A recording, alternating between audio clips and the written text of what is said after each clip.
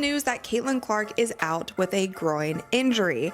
Now, if you guys have been watching the Indiana Fever and Kaitlyn Clark play over the past 3 games, it is very clear that Kaitlyn Clark is not feeling like Kaitlyn Clark. She has only made 1 3-pointer in her last 3 games, and even just last game, she only had 6 points. But it wasn't only her performance on the court that was worrying fans, it was also just her demeanor, her energy. It felt like something was wrong. She wasn't hyping up the crowd like she normally does. Kaitlyn Clark stunned the basketball world this week with a candid post-game interview that revealed more than just on-court frustrations. Speaking with unusual directness, the Indiana Fever star shared both personal and strategic concerns that have cast new light on her current struggles. "We should have played faster," Clark admitted. "That's on me, but also we did what the coach wanted. That wasn't why we lost." The implication was clear. The system, not just the players, is under strain, and the focus has turned toward head coach Stephanie White. The Indiana Fever's offensive structure has come under increasing scrutiny in recent weeks. Fans and analysts alike have raised concerns about the team's rigid motion offense, questioning whether it allows Clark to play to her strengths. Another factor is the offense that Stephanie White is running. Now, I did a video earlier this year. Despite her reputation as one of the most dynamic playmakers in the league, Clark often appears stifled, forced into roles and decisions that contrast sharply with her natural instincts. Clark's performance in the Fever's recent 89-81 loss to the Las Vegas Aces added fuel to the discussion. Shooting just 7 for 20 from the field and 1 for 10 from three-point range, the 22-year-old guard looked more fatigued than off her game. Her 8 turnovers, which brought her season total to a league high, only reinforced the sense that something isn't working. Critics have pointed to coaching as a key issue. Despite White's off-season assurances of building a fast-paced, aggressive team around Clark, the current implementation appears disjointed and unclear. Observers describe the offense as chaotic, lacking structure, and reliant on improvisation rather than sound strategy. The result has been an Indiana team that often looks uncertain on the floor, particularly when Clark isn't driving the action. Meanwhile, Clark continues to absorb extraordinary physical punishment. Whether from defensive pressure or inconsistent officiating, she has become the focal point of opponents' physicality. Many feel the league has failed to adequately protect one of its most high-profile players. Missed calls and lack of enforcement have contributed to a perception that Clark is being left vulnerable.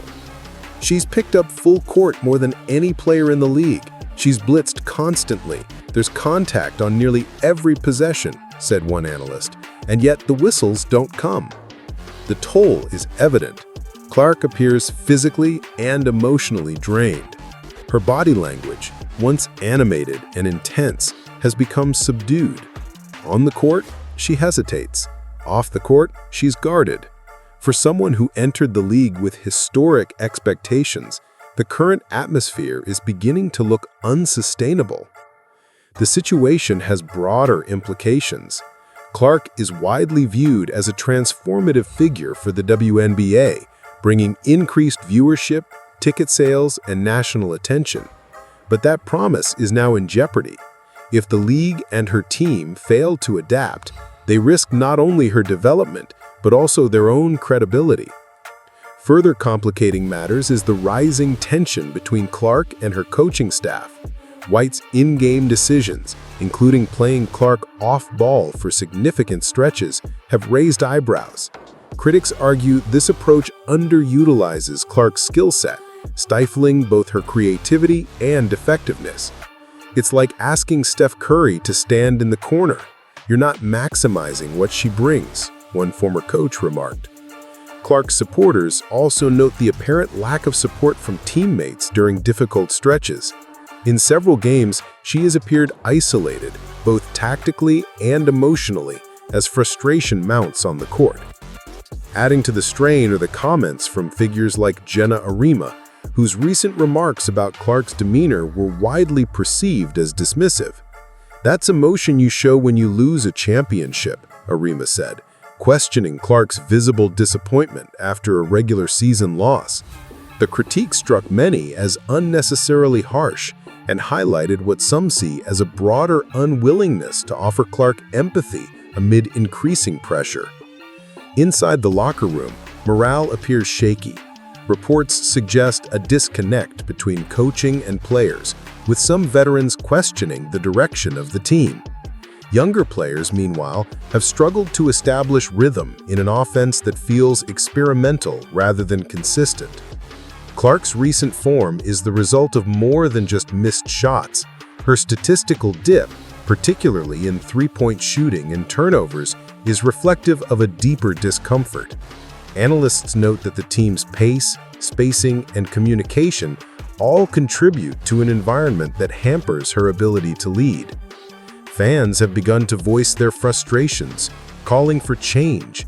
Online discussions increasingly point to coaching as the root issue, with some suggesting that Clark's long-term future in Indiana may be at risk if conditions don't improve. Clark, for her part, continues to show resilience. She remains composed in interviews, focused during games, and committed to her team. But the signs of fatigue are unmistakable.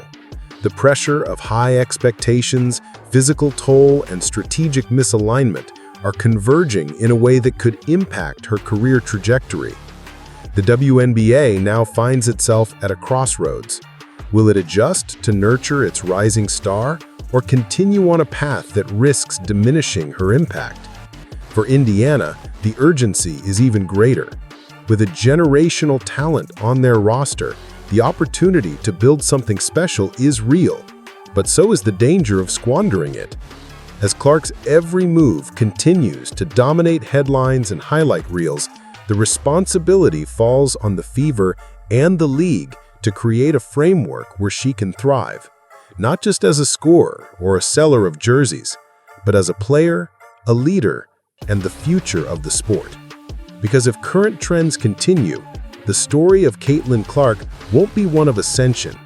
It'll be one of mismanagement, a cautionary tale of how even the brightest stars can be dulled by bad systems and silence in the face of adversity.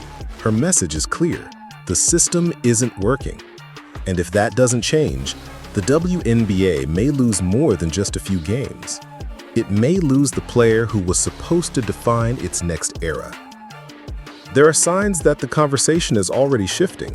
Prominent voices in sports media have begun questioning not just the coaching, but the culture surrounding the Fever. In podcast discussions and online columns, analysts are calling for immediate change. "This is not how you treat your franchise player," said a well-known broadcaster. "She should be the center of everything. The system, the strategy, the promotion. Instead, she's an afterthought in her own narrative." Calls for front office changes have grown louder as well. Fans have pointed out that the Fever's roster construction lacks depth and cohesion. Some argue that the team has failed to put complementary players around Clark, which is putting even more pressure on her to create offense single-handedly. "You can't expect her to be the scorer, the playmaker, and the emotional leader every night," one former player wrote. "She's human, and this setup isn't sustainable." Others are looking toward the league office, questioning the WNBA's commitment to protecting its stars. Unlike the NBA, where marquee players often receive extra attention from referees, Clark appears to be held to a different standard, one that allows more physicality, more frustration, and less empathy. The question becomes, what message does this send to other rising stars considering their futures in the league?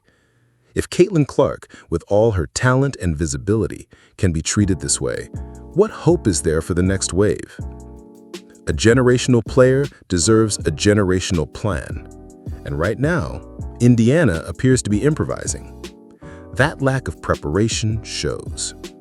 The Fever's inconsistency isn't just about missed shots or turnovers, it's about identity. Who are they as a team? What do they stand for? Clark's college career at Iowa was defined by a clear purpose. She was the engine, the system, the story. In Indiana, she's been asked to conform to a model that doesn't fit. The result is a player who's still performing at a high level, but without the joy, confidence, and flair that once defined her.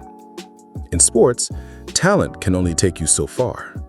The environment matters, coaching matters, vision matters. If the Fever and the WNBA want to get this right, they need to stop reacting and start building.